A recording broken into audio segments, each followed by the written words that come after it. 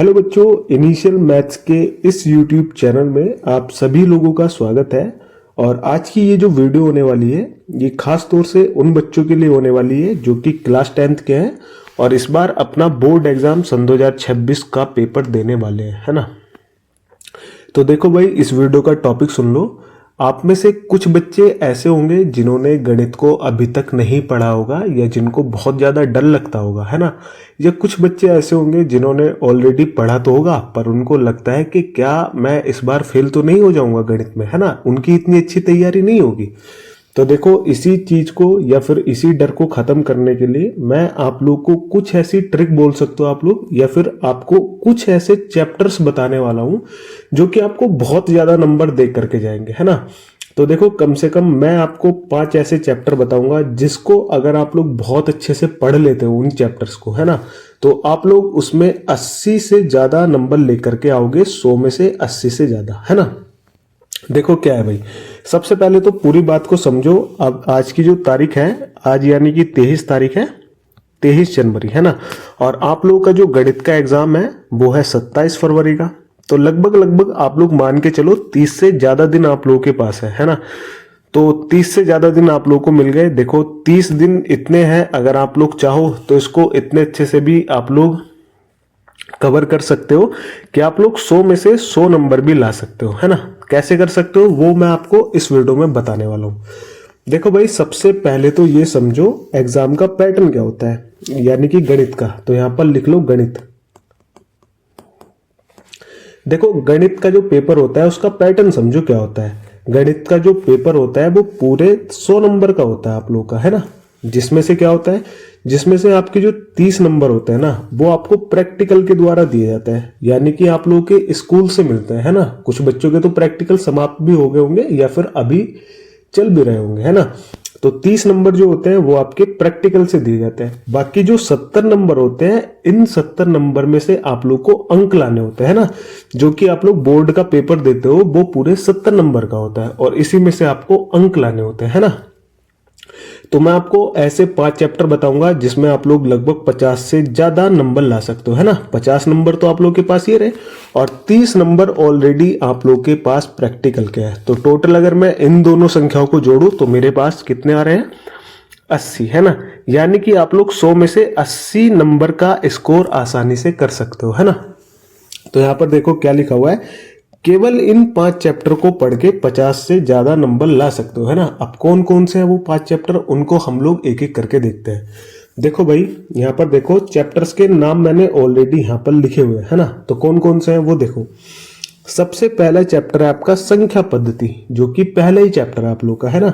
ये आपको पूरे 5 नंबर दे करके जाता है। अब देखो इसमें ना बहुत आसान चीजें पूछी जाती है। मैं आपको कुछ क्वेश्चंस बता रहा हूं, जैसे आपका अभाज्य गुणनखंड का जो टॉपिक होता है, यानी कि अभाज्य गुणनखंड करना, एक तो आपका उस कॉन्सेप्ट से सवाल आ सकता है ना। और दूसरा एचसीएफ और एलसीएम से आपका एक सवाल आ सकता है, एचसीएफ और एलसीएम। और तीसरा जो क्वेश्चन आता है वो आता है जैसे √2 या फिर √3 अपरिमेय संख्या है, इनको सिद्ध करो।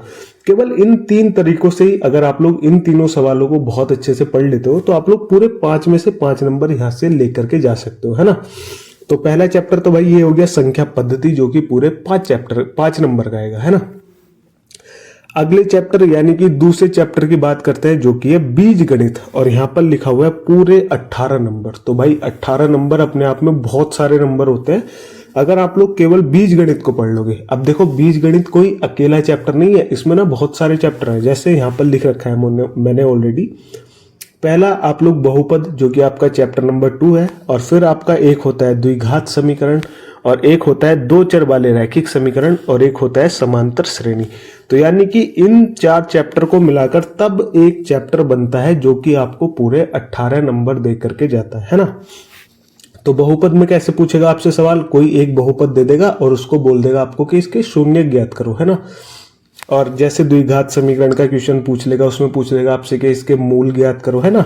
और रैखिक समीकरण में आपसे प्रतिस्थापन विधि या फिर विलोपन विधि को पूछ सकता है ना। इस तरीके से क्वेश्चन आते हैं।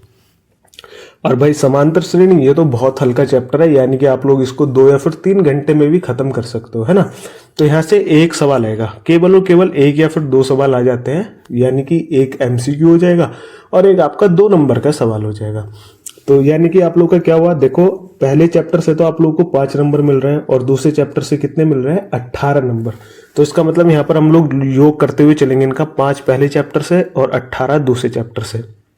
तो कितना हुआ, 23 नंबर तो आप लोग केवल इन 2 चैप्टर को पढ़ के जा सकते हो, पहला संख्या पद्धति और दूसरा बीजगणित। अब मैं तीसरे चैप्टर की बात करता हूँ। देखो भाई मैंने यहाँ पर ना कुछ चैप्टर्स को छोड़ भी रखा है ना। छोड़ इसलिए रखा है, या तो वो बहुत कम नंबर के पूछे जाते हैं या फिर उनके बहुत कम सवाल पूछे जाते हैं, है ना। मैं केवल वो बता रहा हूँ जो आसान आसान चैप्टर है आप लोगों के लिए, जिनको आप लोग इन 30 दिन में पूरा कर सकते हो, ठीक है। तो तीसरा जो चैप्टर है यहाँ पर है त्रिकोणमिति। भाई त्रिकोणमिति के जो सवाल आते हैं वो पूरे 10 नंबर के आते हैं। अब इसमें एक तो आपसे त्रिकोणमिति से पूछ लेगा और एक पूछ लेगा आपसे ऊंचाई एवं दूरी नाम का जो टॉपिक होता है, जिसमें आप लोग उन्नयन कोण, अवनवन कोण को पढ़ते हो, तो वहां से आपसे सवाल पूछ सकता है। तो ये यहाँ से 2-3 सवाल आते हैं जो कि पूरे 10 नंबर के होते हैं, ठीक है। तो 3 चैप्टर तो आप लोग के ये वाले हो गए। अब बात करते हैं भाई चौथा चैप्टर। चौथा चैप्टर कौन सा होता है, मेंसुरेशन। और मेंसुरेशन से आसान कोई चैप्टर नहीं है, क्योंकि आपको इसमें सिर्फ और सिर्फ फॉर्मूले याद करने होते हैं, है ना। आपके जो फॉर्मूला होते हैं आपको केवल उनको याद करना होता है, जैसे पृष्ठ, क्षेत्रफल शंकु का, है ना। इस तरीके से जो होता है वो आपको याद करना होता है ना। तो ये आपको कितने नंबर दे करके आता है, ये पूरे 10 नंबर। तो अभी तक कितने हुए, देखो 5 नंबर तो पहले चैप्टर से मिले थे और दूसरे से कितने मिले हैं, 18 नंबर, और तीसरे से 10 नंबर त्रिकोणमिति से, और चौथे चैप्टर से भी 10 नंबर, है ना। अब सबसे एक लास्ट चैप्टर होता है सांख्यिकी, है ना। सांख्यिकी एवं प्रायिकता। देखो सांख्यिकी एवं प्रायिकता के आप लोगों को याद भी होगा कैसे क्वेश्चन आते हैं। अब तो आपसे माध्य निकालने के लिए बोल देगा, या फिर बहुलक या फिर माध्यक, है ना। और प्रायिकता से एक क्वेश्चन आता है, बहुत आसान, है ना। तो ये पूरे 10 नंबर का आता है। तो 10 नंबर आप लोग यहां से ले आओगे, है ना। तो टोटल अगर मैं इनका योग करूं 10, 20, 30, 40, सॉरी 10, 20, 30, और यहां से हम लोग इसको 20 मान लेंगे तो 50, और 50 और 5 55, और यानी कि आप लोग 53 नंबर ला सकते हो कुल मिलाकर के, है ना, केवल और केवल इन 5 चैप्टर्स को पढ़ के। तो भाई अभी तुम लोगों के पास पूरे 30 दिन है, और इस 30 दिन में बहुत कुछ आप लोग कर सकते हो। अगर डेली 3-3 घंटे भी आप लोग गणित को देना शुरू करोगे, है ना, तो आप लोग बहुत आसानी से 80 नंबर से ज्यादा स्कोर कर सकते हो 100 में से, है ना। बाकी तो इस चैनल पर बहुत सारी वीडियोस पड़ी हुई है, आप लोग उनको जाकर के देख सकते हो।